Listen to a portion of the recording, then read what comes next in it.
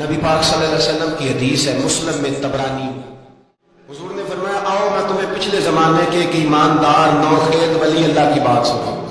پچھلے زمانے حضور نے فرمایا پچھلے زمانے میں ایک بادشاہ جادو کے زور پہ حکومت کرتا تھا۔ جب وہ ایک جادوگر اس نے رکھا ہوا تھا تو جادوگر اس کو جادو بتاتا، وہ جادو کے زور پر حکومت کرتا۔ جادوگر بوڑھا ہو گیا تو کہنے لگا بادشاہ کوئی نوجوان میرے پاس بھیج دے، اب میں بوڑھا ہو گیا ہوں، میرا پتہ کوئی نہیں کب مر جاؤں۔ ایک نوجوان کی ڈیوٹی لگائی، بڑا زیرک سمجھدار، اپنے رعایا میں سے چن کے جو ذہین فطرت مزاج بچہ تھا وہ اس نے لگایا۔ اللہ کے محبوب علیہ الصلوۃ والسلام فرماتے ہیں بچہ جادو سیکھنے لگا، وقت گزرنے لگا۔ بچہ جب جادو سیکھنے جاتا تو رستے میں ایک راہب بھی تھا جو انجیل جانتا تھا، وہ اللہ اللہ سکھاتا، لوگوں کو حضرت عیسیٰ علیہ السلام کی تعلیمات سے آگاہ کرتا۔ اس نے دیکھا کہ یہاں بھی لوگ اکٹھے ہیں تو وہ بچہ اس راہب کے پاس بھی اٹھنے بیٹھنے لگا۔ اب جب اس کے ساتھ اس کی گفتگو بڑھنے لگی تو اس کو باتوں میں لذت آنے لگی۔ اس نے راہب نے پوچھا کہ تو کون ہے اور کس طرح سے آیا ہے، کیا تیرا معاملہ ہے؟ اس نے کہا جی میں جادو سیکھنے جاتا ہوں، آپ کی باتیں مجھے بڑی اچھی لگتی ہیں۔ اس نے کہا دین سیکھ، جادو سیکھنے والے کافر ہو جاتے ہیں، قرآن و حدیث سیکھنے والوں کو اللہ کامل ایمان عطا فرماتا ہے۔ فرمایا یہ سیکھ۔ بچہ بیٹھنے لگا، اس کے پاس آنے لگا، باتیں دل میں گھر کرنے لگی۔ ایک وقت آیا کہ مسلمان ہو گیا، اور مسلمان کیسے ہوا؟ بچہ کہتا میں تجربہ کر کے ہوا۔ اب میں تھوڑا سا وقت جادوگر کے پاس بھی جاتا اور باقی سارا وقت وہاں بیٹھتا۔ میں ایک دن جا رہا تھا تو رستے میں اژدہا تھا، بہت بڑا سانپ تھا، رستہ روک کے کھڑا تھا۔ یہ حضور نے بیان کی حدیث۔ نبی پاک صلی اللہ علیہ وسلم فرماتے ہیں بچہ کہتا ہے کہ رستے کے اندر سانپ ہے، رستے بند ہے، لوگ چھتوں درختوں پہ چڑھے ہیں، راش ہے۔ کہتے چھوٹا سا روڑا میں نے اٹھایا تو میں نے کہا اللہ اگر جادوگر سچا ہے تو اسے مار دے۔ چھوٹا سا روڑا میں نے پھینکا، اژدہا کوئی نہ مرا۔ پھر چھوٹا روڑا اٹھایا، میں نے کہا اللہ اگر وہ عالم سچا ہے تو اسے مار دے۔ اب جب میں نے روڑا مارا تو اژدہا مر گیا۔ میرے اندر سے گواہی آئی نہیں دین کی باتیں سچی ہیں، نہیں قرآن کی باتیں اسلام سمجھانے کے لیے عرض کر رہا ہوں، اگرچہ اس دور میں انجیل تھی، اللہ رسول کی باتیں اچھی ہیں۔ کہتے ہیں میں مسلمان ہو گیا، اب میں نے راہب کے پاس ہی رہنا شروع کر دیا، جادوگر کے پاس چھوڑ دیا، اس بچے نے آنا۔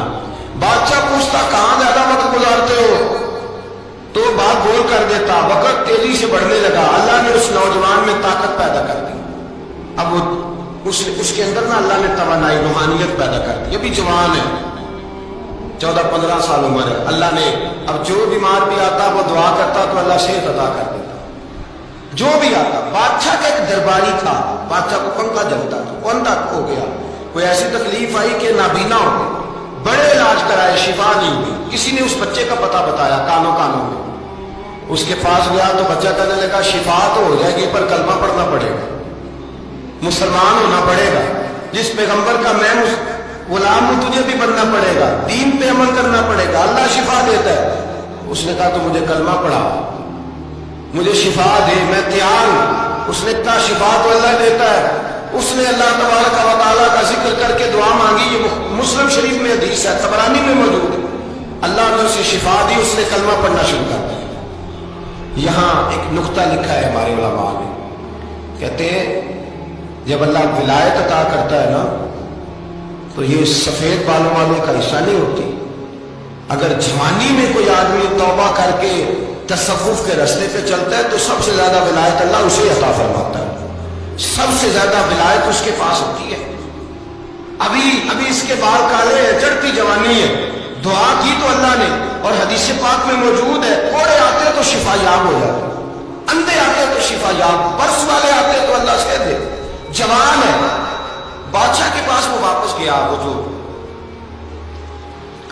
آدمی جس کی آنکھیں ٹھیک ہوئی تھی، بادشاہ نے پوچھا کہ کیسے شفا ملی؟ تو کہنے لگا میرے رب نے شفا دی۔ بادشاہ سجدے کراتا تھا، اپنے آپ کو منواتا تھا، معاذ اللہ، کہنے لگا میرے علاوہ کون رب ہے؟ اس نے کہا وہی رب ہے جس نے تجھے پیدا کیا ہے، اور وہی رب ہے جس نے مجھے اندھے کو آنکھیں دی ہیں، وہی ہے میرا مالک۔ کہا اچھا تو مجھے نہیں مانتا؟ کہا نہیں میں اپنے رب کو مانتا ہوں۔ بادشاہ نے اسے سزا دی، ستایا، اس نے بچے کا پتہ بتایا، پھر بچے کو بلا کے ستایا تو اس راہب کا پتہ بتایا، راہب بھی قتل ہو گیا، نابینا بھی قتل ہو گیا۔ بادشاہ نے کہا سپاہیوں سے اس بچے کو لے جاؤ اور پہاڑ کی چوٹی پہ جا کے نیچے پھینکو تاکہ مر جائے۔ بچہ پہاڑ کی چوٹی پہ گیا تو ہاتھ اٹھا کے کہنے لگا یا اللہ میرے لیے نہیں اپنے لیے، میرے لیے نہیں اپنے لیے انہیں اپنی قدرت کے جلوے دکھا، میرے لیے نہیں۔ اللہ کے بندے اپنی جان بچانے کی دعائیں نہیں مانگتے، اپنے لیے انہیں اپنی قدرت کے جلوے دکھا، یہ دعا مانگی۔ جتنے لوگ ساتھ آئے تھے وہ سارے زمین پہ گرے اور سب مر گئے، پہاڑ سے گر کے مر گئے۔ بچہ واپس سیدھا بادشاہ کے پاس کہنے لگا لو بھائی میرے رب نے مجھے بچا لیا۔ جوان کا ایمان دیکھو، میرے رب نے مجھے، بولو میرے اللہ نے مجھے ایمان کی گواہی دے رہا، میں بچ گیا ہوں، تو جھوٹا ہے، میرا رب سچا ہے۔ اس نے کہا لے جاؤ اس کو دریا میں، کشتی میں بٹھاؤ، بیچ دریا کے جا کے دھکا دے۔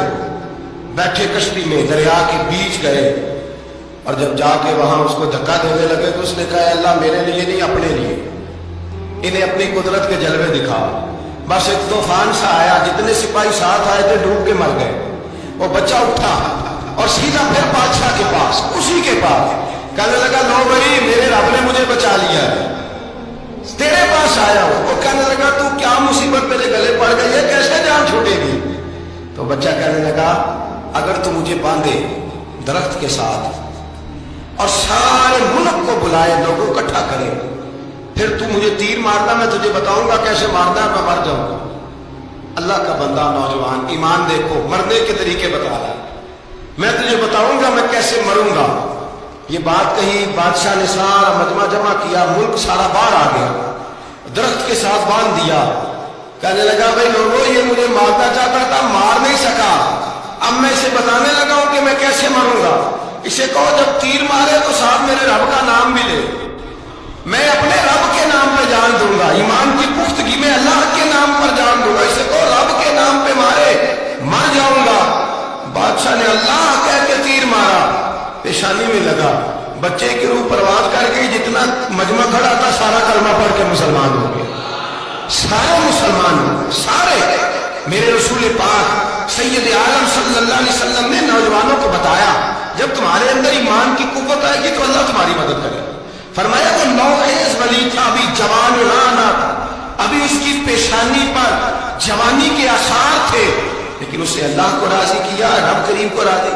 ولایت کا مطلب بڑھاپا نہیں، ولایت کا مطلب وہ نہیں کہ جب بڑا لمبا وقت گزر جائے تو پھر آدمی آئے کہ نہیں اب کیا کرنا ہے، اب مسجد ہی ہے، اب تو اس کے علاوہ گزارا ہی کوئی نہیں۔ تو اس وقت کا آنا اللہ کی بارگاہ میں قبول تو ہے، لیکن شاباشی اسی کو ملتی ہے جو جوانی کے وقت آئے، جو عین اس وقت آئے جو وقت میرے رسول پاک علیہ السلام کے غلام عبداللہ ابن عمر، حضرت عبداللہ ابن عمر رضی اللہ تعالیٰ عنہ فرماتے ہیں کہ میں نکلا، مجھے سفر کے لیے جانا تھا، تو تھوڑی سی کھجوریں، تھوڑا سا سرکہ، ایک شہد کی بوتل چیزیں میں نے سفر کے لیے ساتھ رکھ لی۔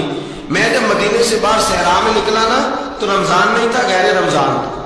میں نے ایک نوجوان کو دیکھا بکریاں چرا رہا، بکریاں چرا رہا، اے جوان، آپ فرماتے ہیں اس کا چہرہ بڑا نورانیت والا، گرد پڑی ہوئی پر بڑا حسین۔ فرماتے ہیں میں نے اس کو کہا کہ آ جاؤ کھانا کھا لو، روزے بھی نہیں تھے۔ کہنے لگا نہیں میں نے روزہ رکھا ہوا ہے۔ فرماتے ہیں میں نے کہا پتہ کروں کہ میرا نیک ہی ہے کہ پرہیزگار بھی ہے۔ نیک وہ ہوتا ہے جو نماز پڑھے روزہ رکھے، پرہیزگار وہ ہوتا ہے جو گناہ سے بچے، وہ پرہیزگار ہوتا ہے۔ کہا پتہ کروں پرہیزگار بھی ہے کہ نہیں؟ کہتے میں قریب گیا تو میں نے جا کے اس کو کہا بھائی تیری بکریاں بڑی پیاری ہیں، میرا دل کرتا ہے کہ بکری مجھے دے دو۔ کہتے وہ جوان، غربت بھی، پریشانی بھی، پر دامان توکل کی یہ خوبی ہے کہ اس پر پابند لگے ہوتے ہیں، دھبے نہیں ہوتے۔ غربت ہے، کہا جناب ایک بکری دے دو۔ آنے لگا جناب بکریاں میری نہیں، بکریوں کا مالک کوئی اور ہے۔ کہتے میں نے آزمانے کے لیے کہا کہ بکریوں کے مالک کو کہنا ایک بکری بھیڑیا لے گیا ہے، کہہ دینا بھیڑیا لے گیا ہے۔ تو کہتے اس نے میری طرف دیکھا، گرد سے اس کے بال اٹے ہوئے، آنکھوں میں روشنی، چہرے پہ اطمینان، لب و لہجے میں ایمان کی طاقت۔ نوجوان کہنے لگا حضور بکریوں کے مالک کو تو کہہ دوں گا بھیڑیا لے گیا ہے، جب عرش کا مالک پوچھے گا تو کیا جواب دوں گا، اللہ کو کیا جواب دوں گا؟ کہتے ہیں میں کانپنے لگا، اس کی بات سن کے واپس آیا، جو کام نکلا تھا وہ چھوڑا، واپس لوٹ آیا۔ میں نے پتہ کیا کس کا غلام ہے، پتہ چلا فلاں آدمی کا ہے۔ کہتے میں نے پہلے غلام خریدا، پھر پتہ کیا تیرے پاس بکریاں کتنی ہیں؟ اس نے کہا 400۔ کہتے میں نے مالک سے ساری بکریاں خریدی، پھر غلام کو بلایا، پھر وہ بکریاں تحفے میں دی، تحفے میں۔ کہنے لگا حضور یہ سارا کچھ مجھے کیسے ملا؟ میں نے کہا تیرا ایمان بڑا پختہ